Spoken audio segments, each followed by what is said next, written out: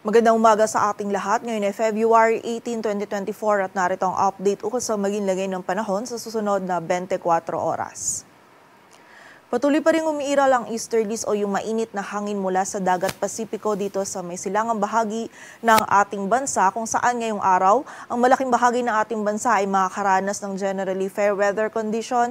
Maliban na lamang yan sa mga tsansa pa rin ng mga isolated na mga pag-ulan dulot ng mga localized thunderstorms. At sa kasalukuyan ay wala tayong minomonitor or namamataan na sama ng panahon na maaari makaapekto dito sa ating bansa.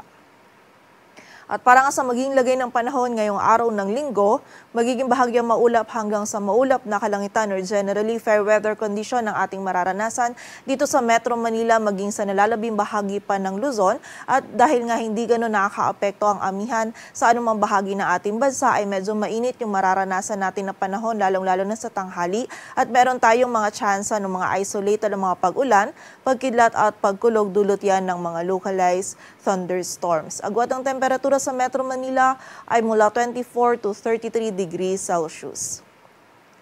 Samantala sa bahagi naman ng Visayas at Mindanao ngayong araw ay generally fair weather condition din yung ating mararanasan. Ngunit meron pa rin tayong posibilidad ng mga isolated na mga pag-ulan, pagkidlat at pagkulog dulot yan ng mga localized thunderstorms. Ito po yung mga biglaan at mga panandaliang pag-ulan lamang, but during severe thunderstorms, posible pa rin po tayong makaranas ng mga katamtaman hanggang sa mga malalakas na pag-ulan na maaaring magdulot ng mga pagbaha at pagguho ng lupa. So pag-ingat pa rin po para sa ating mga kababayan. Agwat ang temperatura sa Cebu ay 26 to 31 degrees Celsius at sa Davao naman ay 24 to 34 degrees Celsius. At para naman sa lagay ng dagat baybayin ng ating bansa, wala po tayo nakataas na gale warning kaya malaya makakapalaot yung mga kababayan nating mga isda pati na rin yung may mga maliliit na sasakyang pandagat.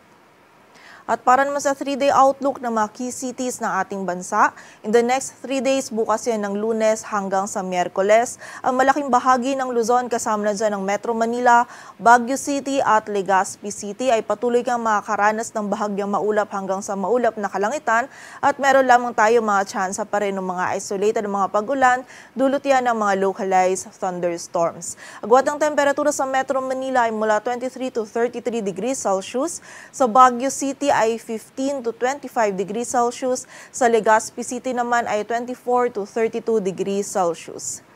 Samantala sa bahagi naman ng Visayas, ang malaking bahagi din po ng Visayas in the next 3 days ay patuloy ngang makakaranas ng generally fair weather condition.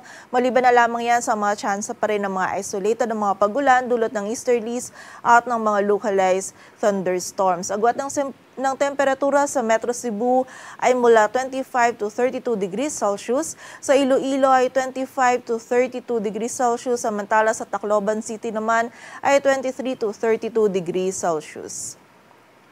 At sa bahagi naman ng Mindanao, ang malaking bahagi din po ng Mindanao, kasama na dyan ang Metro Davao, Cagayan de Oro City at Zamboanga City, ay makakaranas din ng maaliwalas na panahon or generally fair weather condition pa rin yung ating mararanasan.